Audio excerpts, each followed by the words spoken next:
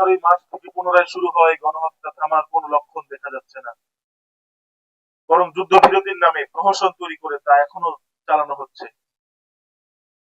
বাংলাদেশ ছাত্রপক্ষ জাতিসংঘ ও ওআইসি কে দ্রুত যুদ্ধবিরতি কার্যকর করার আহ্বান জানাচ্ছে।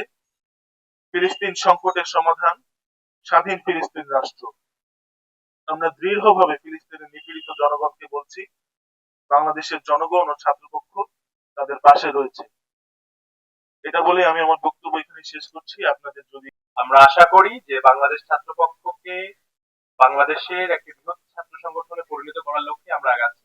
সেই জায়গায় আমরা আমাদের সাংবাদিক বন্ধুদের সহযোগিতা পাবো। ধন্যবাদ। বাংলাদেশ ছাত্রপক্ষ থেকে গত 15ই মার্চ আমরা জাতিসংঘের মহাসচিব অ্যান্টনিও গুতেরেসের সাথে সাক্ষাৎ করেছিলাম। সেখানে ওই বিষয়টি নিয়ে ওনার সাথে আমাদের কথা হয়েছে। তো আমরা বাংলাদেশ ছাত্রপক্ষ মনে করি যে ফিলিস্তিনে যেটা চালানো হচ্ছে সেটা কোনো যুদ্ধ নয়, যেটা ইসরায়েল দাবি করে আসছে, এটা মানবাধিকারের লঙ্ঘন, এটা গণহত্যা। কারণ যুদ্ধে হচ্ছে সৈনিক মারা যায়, যুদ্ধে এভাবে স- আবাল বৃদ্ধ নারী পুরুষ নির্বিশেষে সাধারণ জনগণের উপর এভাবে গণহত্যা চালানো হয় না।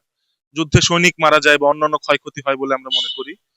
তো এই জায়গা থেকে বাংলাদেশ বাংলাদেশ একটি মুসলিম রাষ্ট্র হিসেবে আমাদের অন্যান্য মুসলিম রাষ্ট্রগুলোর প্রতি আমাদের আহ্বান থাকবে যে আপনারা আন্তর্জাতিকভাবে জাতিসংঘ এবং ওআইসি সহ অন্যান্য যতগুলো সংগঠন আছে তাদের সাথে কথা বলুন, তাদেরকে প্রতিনিয়ত চাপ প্রয়োগ করুন এবং আপনারা ইসরায়েলের সরকারের উপর যথাসম্ভব চাপ প্রয়োগ করুন যেন ওরা অতি দ্রুত এই গণহত্যা থামায় এবং অন্যান্য সংগঠন, আন্তর্জাতিক সংগঠন যেগুলো আছে সেগুলোর সাথে আপনারা প্রতিনিয়ত যোগাযোগ করুন, মিটিং করুন, যা করা লাগে করুন, কিন্তু আপনারা আহ একত্রিত হন। মুসলিম বিশ্বের যেই ইয়েগুলো আছে, সংগঠনগুলো আছে এবং মুসলিম বিশ্বের যত গভর্নমেন্ট গুলো আছে আমরা তাদেরকে ঐক্যবদ্ধ হওয়ার আহ্বান জানাচ্ছি।